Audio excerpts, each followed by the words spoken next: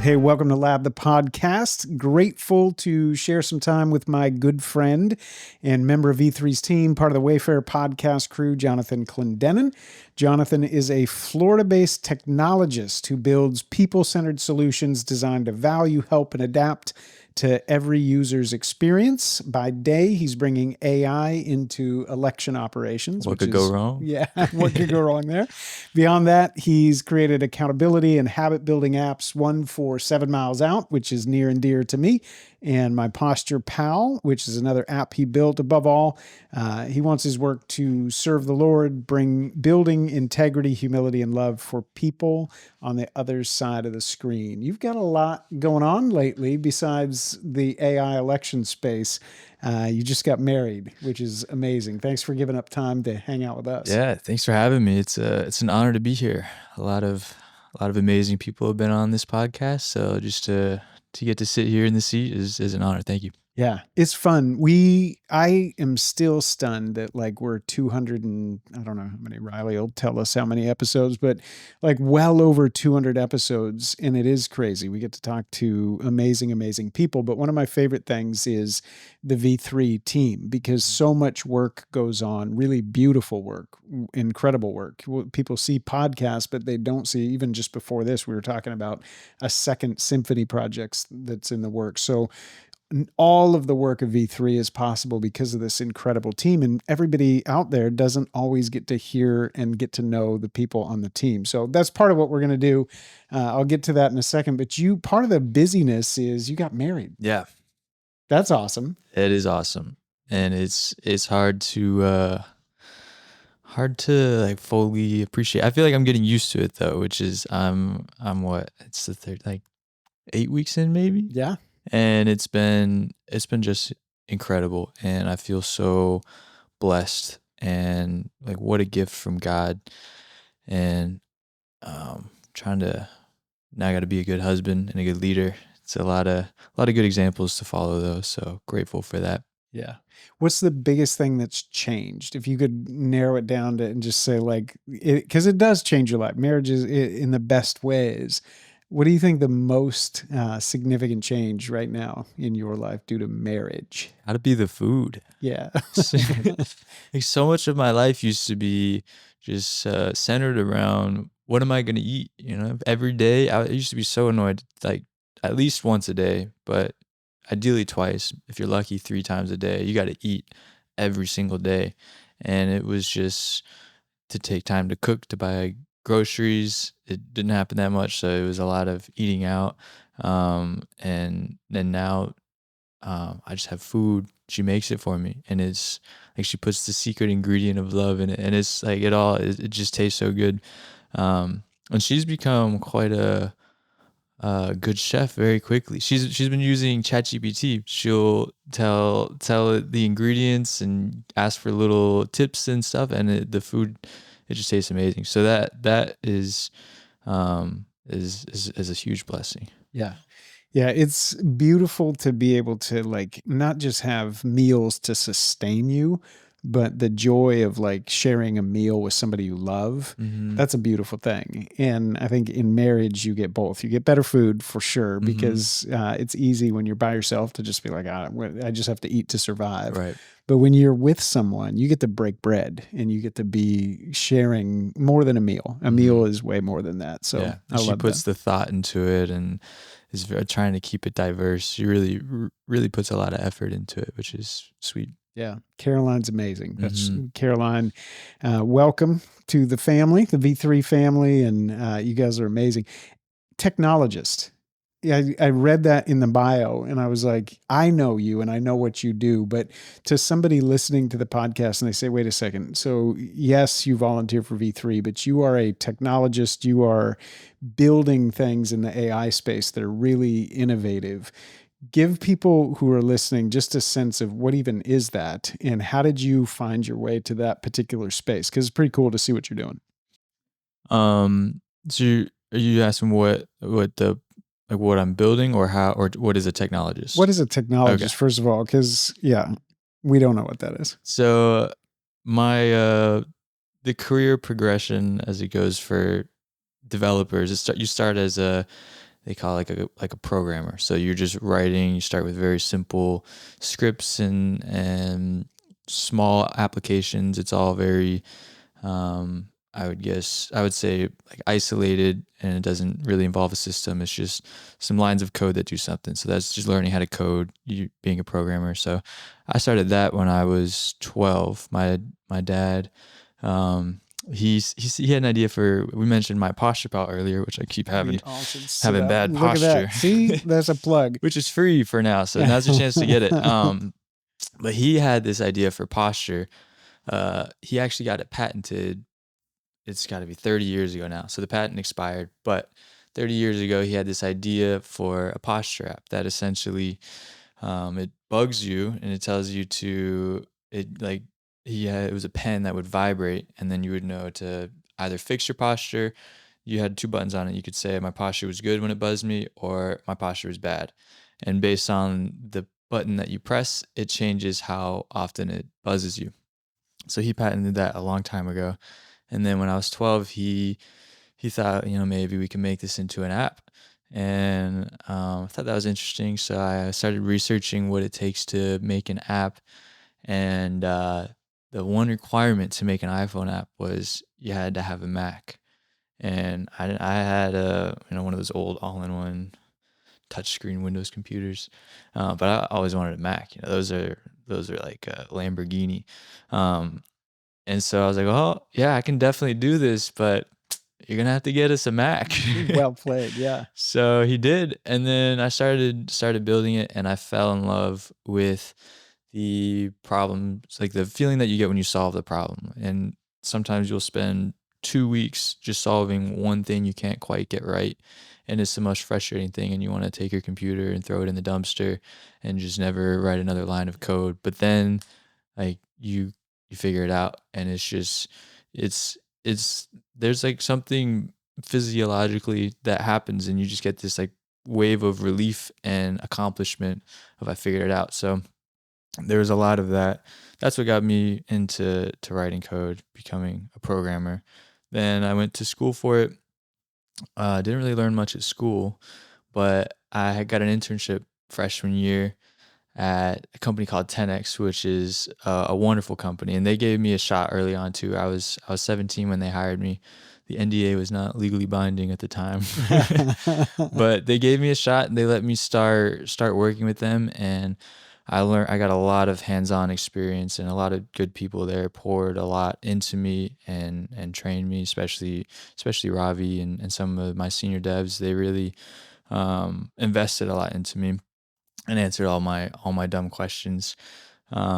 So that gave me that kind of real world experience, learned a lot. And then that also got me into the election space. So 10X is one of the biggest election vendors out there, and one of the, I would say the best. They have the most modern product by a long shot.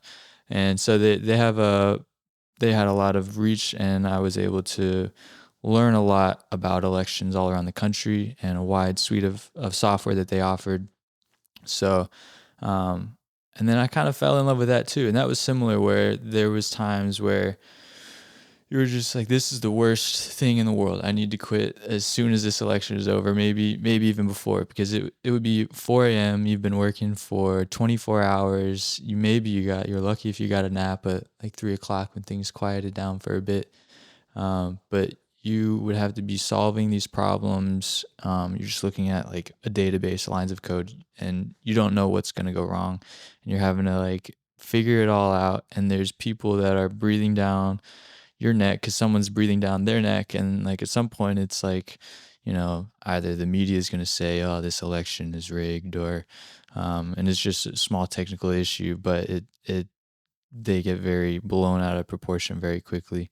So there was just that intense pressure, and then it was over, and you pulled it off. You didn't make the news, and that was a win. So, and the people that were there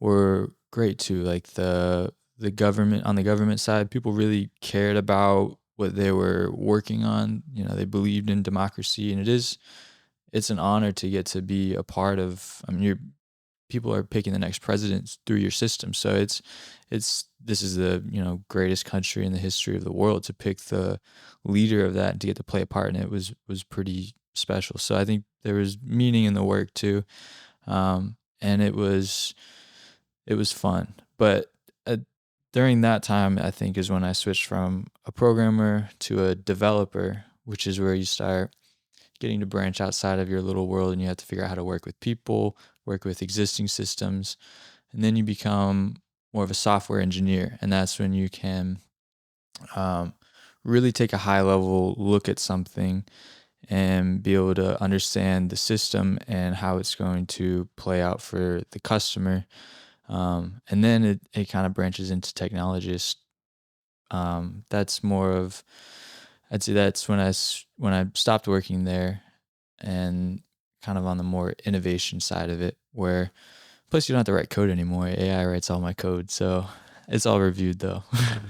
But it's definitely changed. Now the way you solve problems is you have to uh, really like understand from the customer's side the perspective of them. That's where the value is, because the writing the code is the easy part now. So I think the technologist just means um, like leveraging technology to solve problems. Yeah.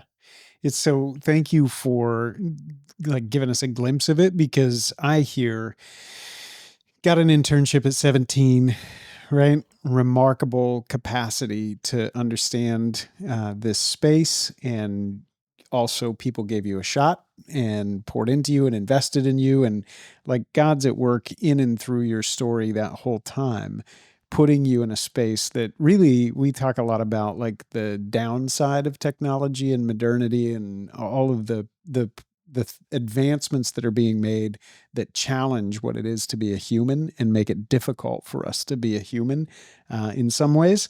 And yet, on the other side, technology of all forms has always been a gift and stewarded well. It allows us to be in and do who God has made us to be and what God's called us to do in really beautiful ways. And you get to be at this really front edge in the AI space, figuring that out. And I think that's remarkable. And I love that you're in that space, because you've got the engineering side, and your dad helped you with the computer and got you in early, coding at 12.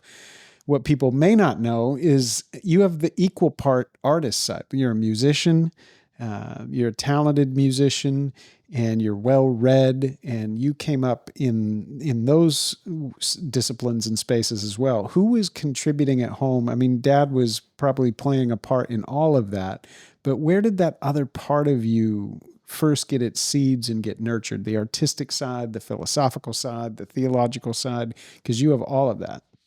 Yeah, that's been, I would say, part of our family. I can think of my grandma. She grew up, or when my dad grew up, um, she would do plays at like the local theater. So he was there. I think she would make him do some parts, like maybe be the tree in the corner or something. I don't know what specifically, but so she very much appreciated the arts, and she was a singer. She played piano wonderfully. She played the guitar, and um, had a love for it. So, and for poetry too. So I think my dad grew up with that influence from her, and so during when we grew up, we got something very similar. And my grandma was my piano teacher. I used to just hate it, but now I appreciate it. It's funny how that is, and that's what she said too. She said, "Someday you're Someday you're gonna going to thank want, me." yeah. But yeah, she taught us piano, and she would make me sing too. She would make me learn the like how to keep a tune. And that man, that I would almost cry. That was so annoying. 'Cause she made me sing high, and I didn't think it was very masculine because my 11-year-old voice wasn't very deep. Yeah. But and then my dad would read us poetry growing up. Just a part of everyday life. We would watch operas because we didn't have a TV, so we would watch DVDs of like we didn't have live TV. So and then I would say around 16 maybe, I picked an instrument that I actually wanted to play. So I started playing bass, and that was when I think I started to take it on for myself and learn to appreciate it. And I still my favorite instrument for sure. Yeah. It's getting to know your family. It's not a surprise that grandparents, even as far back as like grandparents and maybe their great grandparents, they had the artistic side, super capable, intelligent people. Faith was a part of your family as Mhm. well growing up. I want to get into the Wayfarer podcast in a second and just like what we were trying to do in that podcast. But you also had faith like pressed deep into you. Who were some of the people that shaped your faith most significantly in like the wet cement years, like early childhood, even into young adolescent years? Like who was actively involved in shaping your faith so that you could maybe find your way to where you found your way today? Primarily my dad, and he is very faithful. He has built the family around his faith and my parents' faith. So from a young age, that was just the world we were in, was a Christian world. So our friends are um, everyone we were around in school, out of school, at church. It was always this Christian community. So it was all that seemed real, like the only option. So the he taught us from a young age to be disciplined with like Bible study and prayer, and he led by example on that. He was always consistently in the Word. I have this like burned in image of him sitting there reading his Bible, underlining something else. So he and my dad was saved. He was in I believe it was college or high school, like around that time. And but he grew up going to a Presbyterian church with my grandma. So he was around it a lot. But um, yeah, the childhood was very rich with faith, and then I discovered the rest of the world. Yeah. We'll get into that chapter of the story. Crazy to think the influence. Sometimes we forget I like the power of just showing up as a mom or a dad or a friend or a grandparent.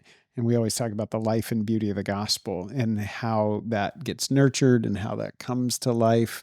And I think one of the things I love about this podcast is just like listening to people's stories and realizing that we don't just show up in a vacuum and then end up who we are.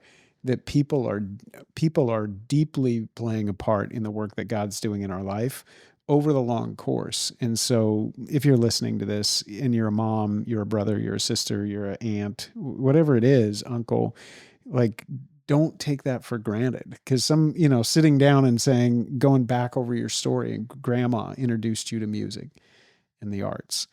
Dad was carefully modeling and shaping your faith. Mom and dad together were nurturing something in a home environment and in a life that faith and the artistic side and the intellectual side, all those capacities that God had given you could be brought to life. A, what a privilege, what a beautiful thing. B, what a beautiful thing that the life and beauty of the gospel, right? It's not meaningless to be a human. It's not meaningless to have a family. It's not, the extraordinary things that sometimes we hope we get to participate in life. There's nothing more extraordinary than being alive as a family and participating together with helping people become who God made them to be. It's the most extraordinarily beautiful thing that's happening on the planet everywhere, right? And it just takes sitting down with somebody in their story and go, oh yeah, you too. What a remarkable gift we've been given. So I love that. Well done, parents. I Mhm. knew that. We met at a church where I was speaking. We were talking about the vision is Jesus, the whole centerpiece of V3's ministry. And you walked up and had a similar curiosity in you that I had. I think, at different times in my life where I wanted the real thing. I wanted to find not just ideas about God, but I wanted to know God. And that's what I saw in you when we met that night. What was, I think other people have probably experienced that too, where they come to that point where they say, like, I want to know God, and I'm desperate to know God. What had brought you to the point of wanting that? Mm-hmm. Not just wanting to want that because somebody else thinks that's important, but you wanted that. Mm-hmm. Yeah. When I say I discovered the rest of the world, that largely happened, I would say I really jumped into it when I moved out and went to college and just left my faith behind me. And I decided I was going to pave my own path. And it was funny because growing up, there was this large, like a very significant point that we were to understand, that it was, we were saved by grace, and like nothing we could do could take away our salvation. And so in my mind, I'm like, okay, cool, I'm saved, I got got my ticket. Now I can just, have fun and ride the ship out until, it's time to go. Um so when I got to college, I no longer had any accountability. I moved in with three strangers, great, fun, good guys, but not the best influence. So, just got me into a lot of like partying and sort of the typical college experience of chasing indulgences and highs, and whatever I want, I will get and I will take, and there are no consequences for anything, because if I go to class hungover, they're not gonna fire me. Like there's no real responsibility, especially like I didn't even have to go to class. So that was I think a dangerous thing is no real responsibility during college. So that really let me go my own way, and I kept going further and further down that path, and it started fun. It's just like the prodigal son, it starts great. He's got all his new friends, and everything's a fun time, and you're like, well, I figured it out, this is it. And then it just gets harder and harder to get back to how it once was, and you can never, the the this feeling inside of satisfaction keeps getting harder to get, and it's both like an existential thing as well as just a physical thing. Your body gets used to these dopamine hits, and now dopamine doesn't feel as good anymore, so you have to do more and more. And I saw the people around me, and I saw the families that some families of like parents that kind of kept up the same way, and it was it I knew I didn't want it, and but more so when I saw myself and I saw who I was slowly turning into, and I thought, like, what am I going to look like in 20 years if I keep going this way? It's going to be it's going to be gross. And I was lucky to know the truth. I was given the truth at a young age, so I had the foundation and I had the understanding. So once everything that I thought would work fell apart, like the truth was there, and I knew it the whole time. And I can think of so many times where God had protected me from situations. So that's when I decided to, and also turning 20 was a big shift, because it's like I'm not a teenager anymore. If I get caught doing something dumb, and my parents pick me up, and it's like I was a grown adult at that point. And that's so there was that sense of I need to grow up and act like it. And my dad always told me, I want to say it's in Timothy, but it's a verse where it was like, when I was a child I thought like a child, and I'm going to misquote it, acted like a child, but when I became a man, I put the childish ways behind me. And that was, he'd been telling me that verse for a long time. So I finally decided that I was wrong and that I needed to seek the truth. So I started doing that, and like thought about other religions and had researched them, and I just spent a lot of time pondering that. And this was during COVID when everyone was isolated, so it was just me in my room. Mm. I wasn't really friends with my roommates, so it was just me in my room just for months, just like thinking. And I came to the conclusion that Christianity was the most compelling story of reality. First, it's the most complete. Like, it actually tells the whole story, or enough of it, and it was so backwards to everything that like you would think it would be. Like, it was so like Christ being humble, and Christ being um like Christ being a servant, and Christ thinking about love first, and going through the world the way he did was was kind of like an annoying example. It's like, really, like that's I want to like go out and, take and do what I want, but like meekness, for that to be something to strive for, was just so bizarre.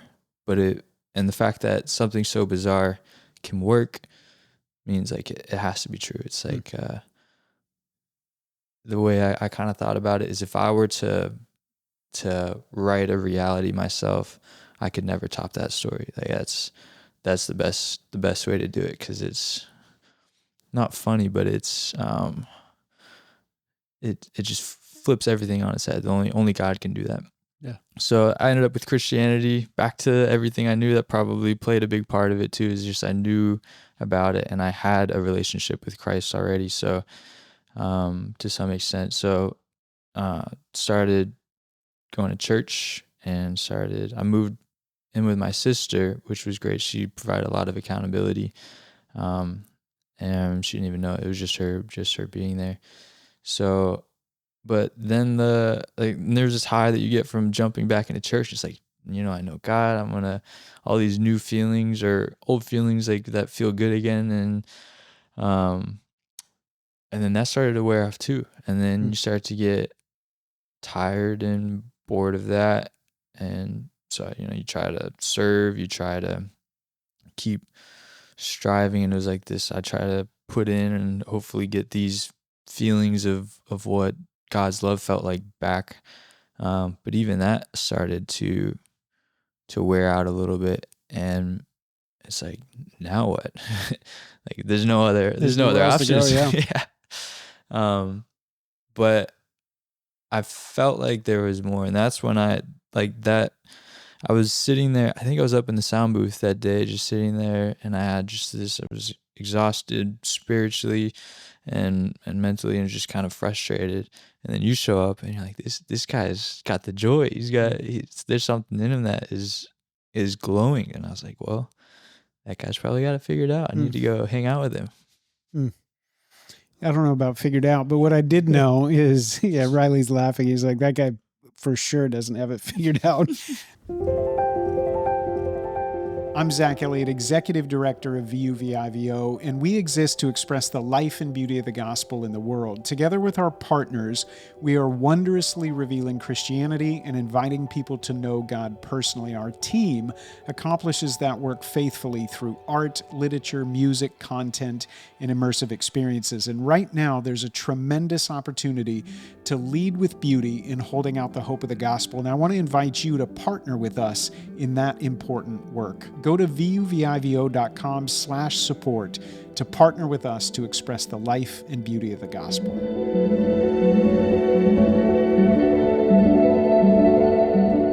But what I do have, and that's part of V3's whole vision and mission, I guess, if you want to say it that way, is like, the vision is Jesus, and everything else does not touch that longing.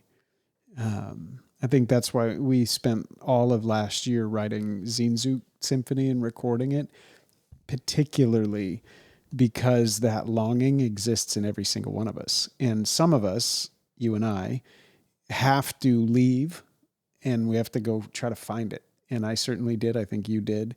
and you find, like the prodigal son, that you run and you run and you run and you run, trying to find whatever it is, that thing that you're trying to long for is. And most of us don't even have a name for it. We just have a feeling that we don't have it. Mhm. And it doesn't seem to be graspable. And yet the longing doesn't go away. At least that was my experience. Mhm. And so I run farther and I run farther and I run farther, and you get tired. That's for sure part of it. Sometimes you do end up in places that you go, I never thought I would end up there. But I love in the prodigal son story, it says he came to his senses. Mm. And there is a particular moment where probably all of us have felt, and this can be some encouragement to moms and dads out there whose kids did run, right? Because you train them up in the way they're supposed to go. And you later in life, you're like, but they seem to have gone away from that. And the promise is they won't depart from it. And what happens is the truth, I say in my book, it's radioactive. It's just, you can't escape it. It just is. Reality eventually brings you to a point where you have an opportunity to come to your senses. We don't all come to our senses, but you did. And you realized that I've tried to find whatever can meet this longing anywhere, right? And I haven't. And so you recalibrate, you return, you come back and you find yourself in a church and you go, yeah, it's here.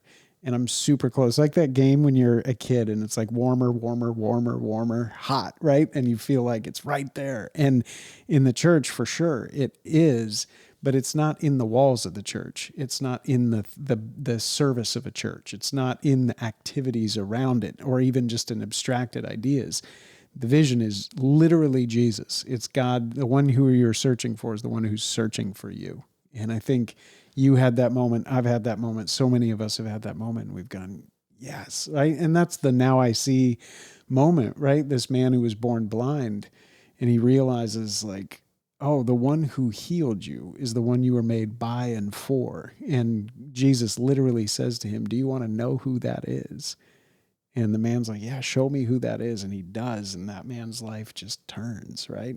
So thank you for sharing the whole journey of the story, because I think it's encouraging for people who are praying that somebody might come to their senses, and for people who are feeling like maybe it's time to come to my senses.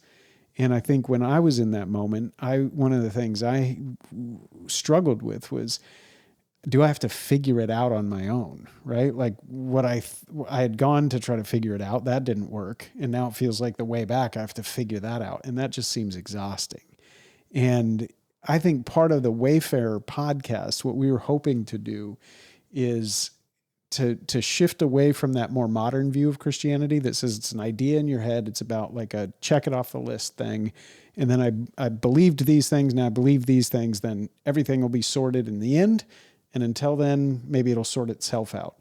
And if not, maybe I have to sort it out. And Christianity invites us into a much more commingled story, as we said, that it's following this person of Jesus over the long, slow, deep course of your life.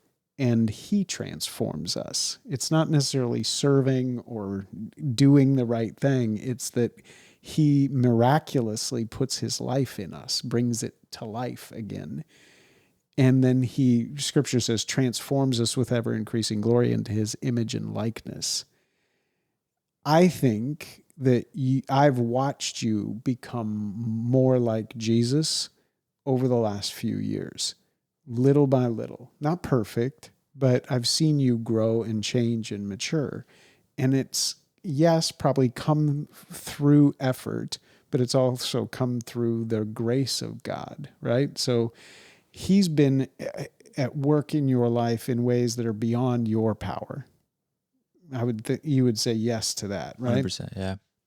And also, you have found ways that you can participate with what he's doing in your life. And that's a fine line. You're not ahead of him. He's at work in your life, but you're also participating in practicing and embodying your faith in particular ways that participate with what he's doing in your life. What are some of those things that you returned back to that have been good for you, where you have said, okay, God is working in my life and I can participate with him and nurture that life he's given me in these ways? It's kind of everything. Like the just waking up and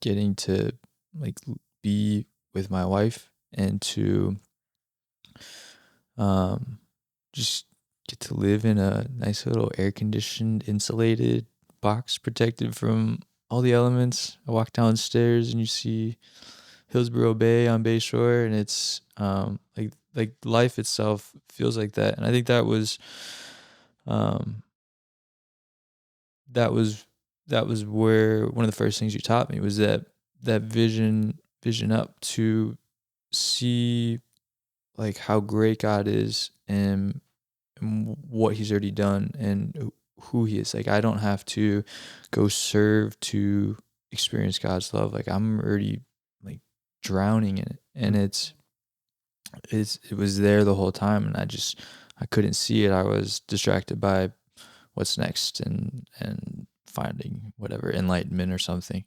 But yeah, so the question was, what have I gone back to?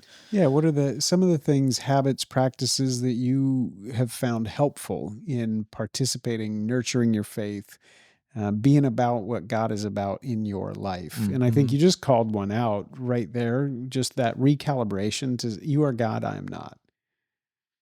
And that I don't make you exist because I really like think hard enough about it or conjure up enough faith to maybe construct a universe where God exists and he's the Christian version of God. That's too much work, right? Yeah.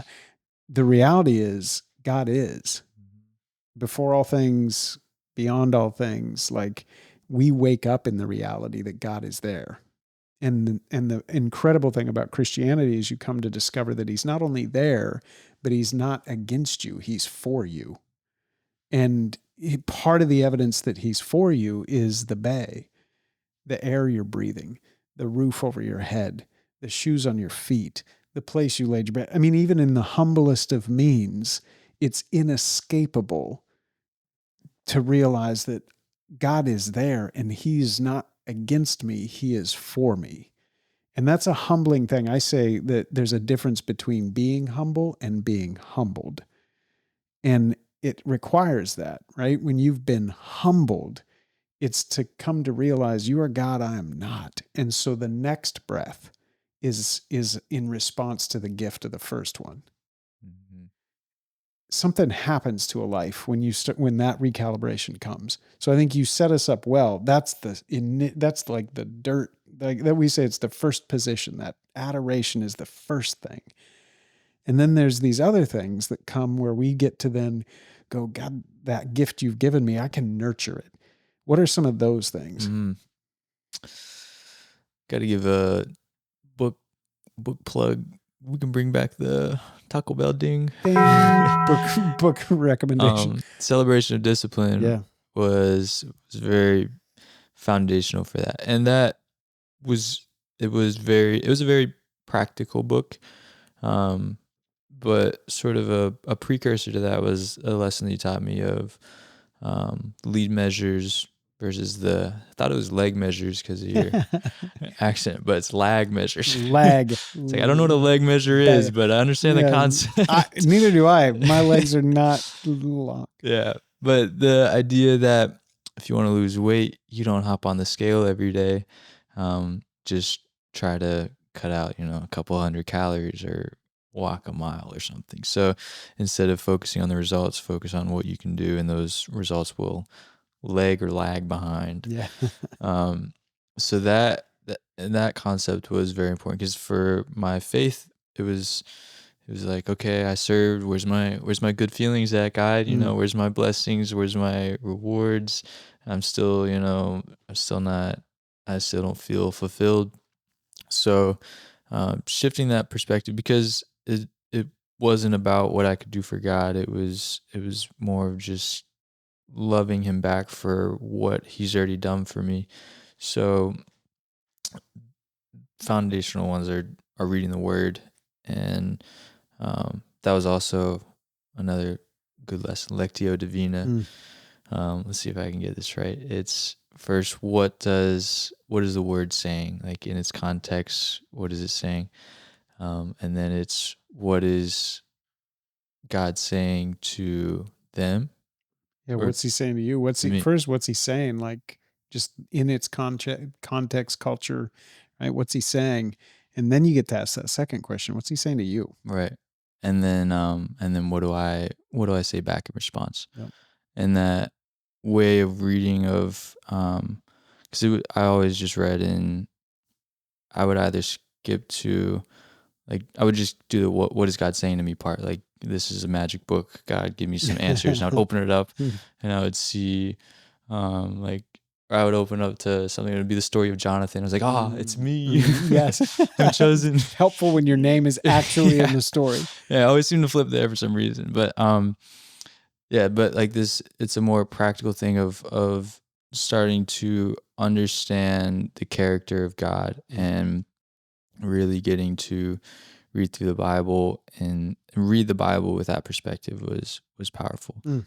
And then prayer has been an interesting journey, because people will say, and I mean Christ said, like, ask and you shall receive.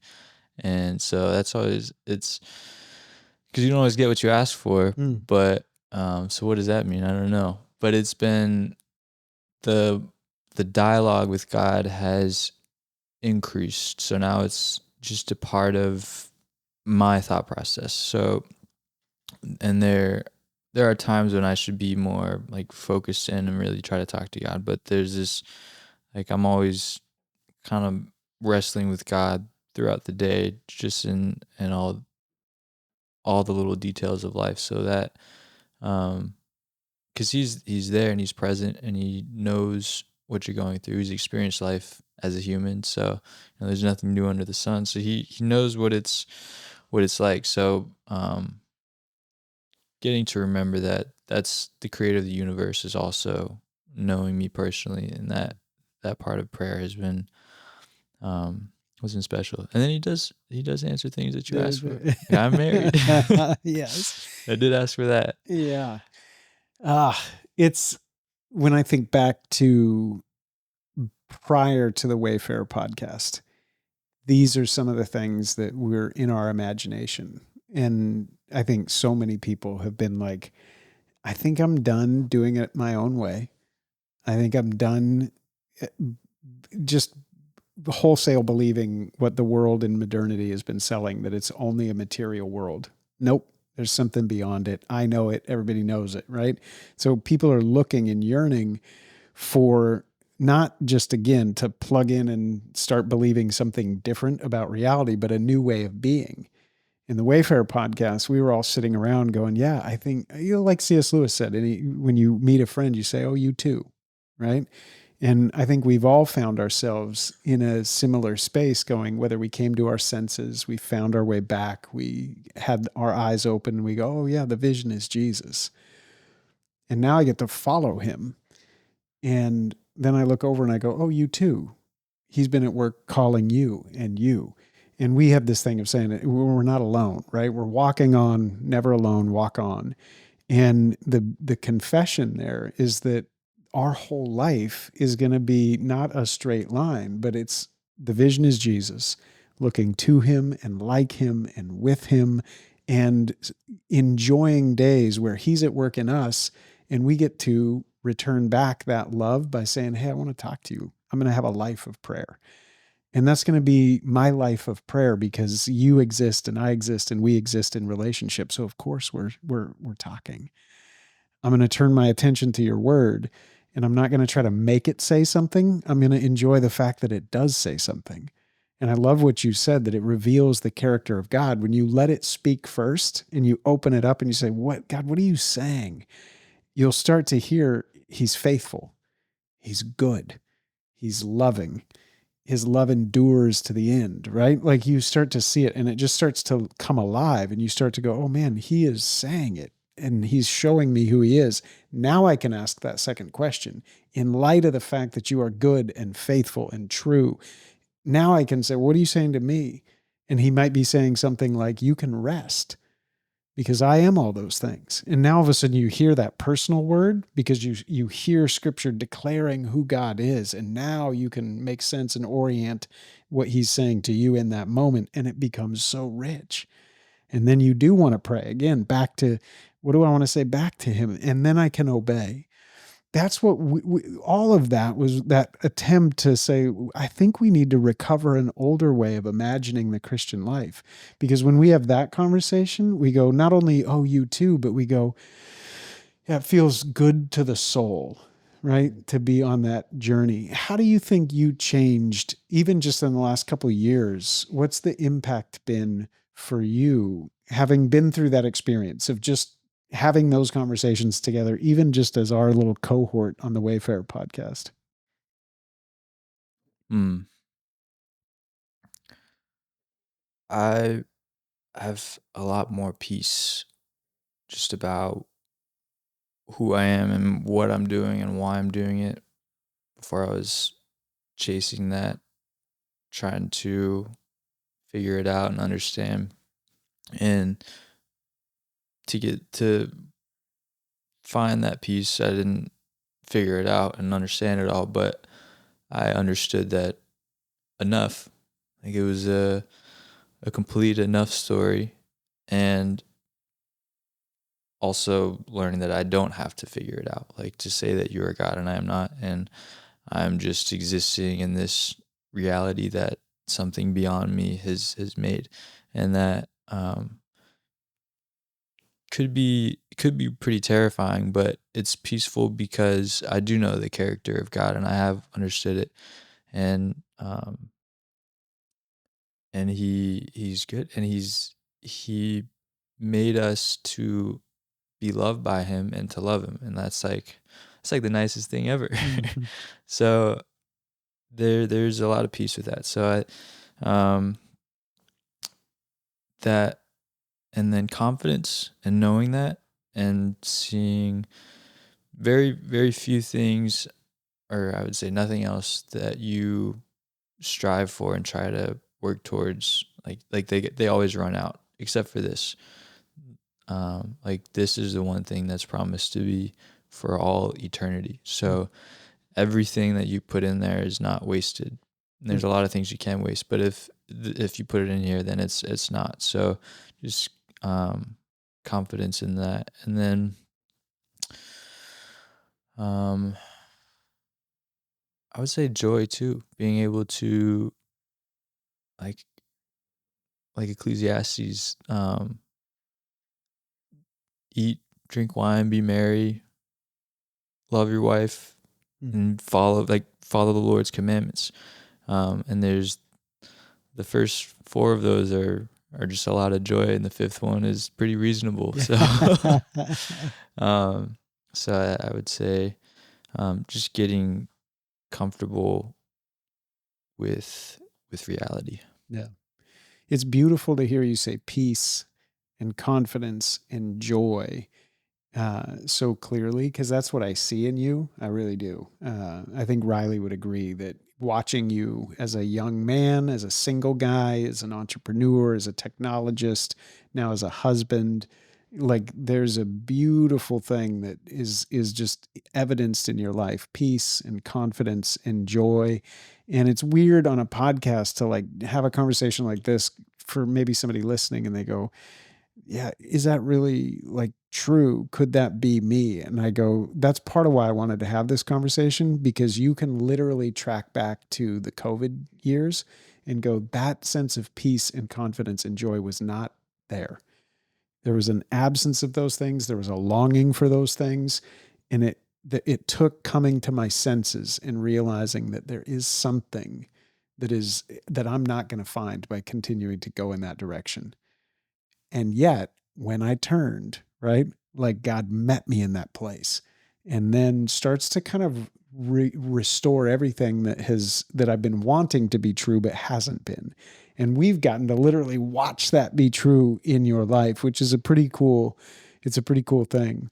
What do you say to that person who goes, yeah, Jonathan, I'm glad that worked out for you. And I want to believe that's true, but I'm really struggling because I have felt like I've done this cycle before where I have come to what I think is rock bottom. I've come to my senses and then I try to make a change and I find myself right back in that same spot again. And I seem to not be able to come out of that cycle. What would you say to that person who's like, I want out, and I'm glad you made it out of that cycle, but I just don't know if I'm ever going to see anything other than just a return back to that. So my journey that I'm on has not been like a linear line. When I think about it, it's more of like a diminishing, I think it's a sine wave that goes up and below baseline. So it's like it's on the right trajectory, but there's definitely times where you dip below and you fall back into your old habits and you disappoint yourself or the people around you, and then you got to work your way back up, and then you're on top of the world again, and then you're back down, and it's almost inevitable that you're on this sort of up and down journey. But the diminishing part is key to that, because I've found myself when I'm at those low points, I'm able to get back on track quicker, and it didn't go as low as it did last time. And like it's getting closer and closer to this sort of smooth line. But so I would say like hold fast and keep going, because it took a long time. I mean, I think we're like 5 years since that point when we met, and I'm still bouncing around. So also read the book Now I See. It's another plug. It's a good place to start. Taco Bell days. Yeah, man, it's so good to get time with you. Obviously, I enjoy our friendship. We get to hang out like this quite a bit, but I'm really honored to be able to introduce you to the lab, the podcast audience, because we always say it that the life and beauty of the gospel, right? That's the vision and mission of V3, is to express the life and beauty of the gospel in the world. And we do it through art and music and symphonies and content and poetry and all these beautiful ways that we're expressing the life and beauty of the gospel in the world. But the secret twist that we get to enjoy all the time is that those things point beyond themselves to the thing. And the thing is really the miraculous goodness of God that comes to life in people, the people that he loves and gave himself for. And that's what we get to put on display in Lab the Podcast, is people whose lives and work give us a glimpse into that actual thing that is the life and beauty of the gospel. It's him at work in the world. So you do that in a beautiful way. God's brought Caroline into your life. You both are doing that. I'm really glad you're in the AI space and that you are continuing to just be thoughtful about what it means to follow God and be a part in our culture and to create something that has more life and beauty. So we're in your debt for all those things. I am for your friendship. And I want to give you the last word we've been talking a lot about personally inviting people to know God. Like at V3, we want to wondrously reveal Christianity through all the art and everything, but also everybody listening, we want you to know God personally, right? And whether that's you, I don't have any idea who this is that you're talking about, but I want to know, messages so that we can walk with you and have that conversation. It might be like you and I, where we found our way coming back and we found that God was even more than we had imagined him to be. To that person who is saying, okay, I'm in, but I live in South Dakota and I can't come to Tampa and hang out with you guys. We talk a lot about how important church is and just finding the right church. You and Caroline just moved after getting married, and I want to leave everybody with this. How do you find the right church? And what would you say to that person who's like, I loved this podcast. Yes, guys, I'm with you. It's a U2 moment of going, oh, I want that as well. And I don't want to do it alone. So I want to go find a church. It's not always easy to do that. And I want to be honest about that. There's a lot of wonky churches and the church has to deal with that. But there's some beautiful church communities as well. How did you find, and what do you say to that person who's about to go set out and try to find a church? How do you do that well? First, look for people that you want to be like. So if you see Mm. people at the church and you see the way they run their family or just the way they are, then hang out with them. And second would be find somewhere you can use your gifts, because I always had it's very easy to just go into church on a Sunday morning and then say hi to a few people and then dip out. But if you start serving there, then you get to get connected with people at a different level. So, and it's something to look forward and contribute. And yeah, use your gifts. Yeah, I love it. Thank you for doing it. And thanks for all the generosity toward V3 too. It's really cool to have you a part of the team. People can find you more as a part of the V3 team. And if you're looking to build something cool with AI, reach out and we'll put you in contact with Jonathan. Jonathan, thanks for hanging out. Thanks for having me.